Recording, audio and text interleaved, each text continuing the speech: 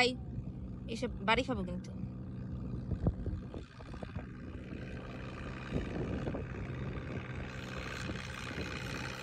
Hello everyone, welcome to my new video.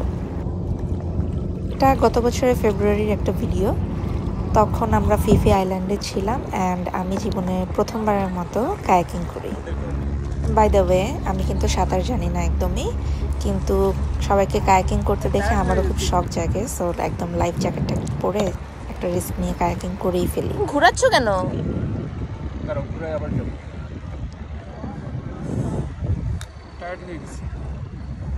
Kayaking করাটা কিন্তু একটু টাফ, একদম টায়ার্ড হয়ে যেতে হয়, হাতও ব্যথা করে প্রচুর, বাট এটা আমি বলবো ওর্থ ইট।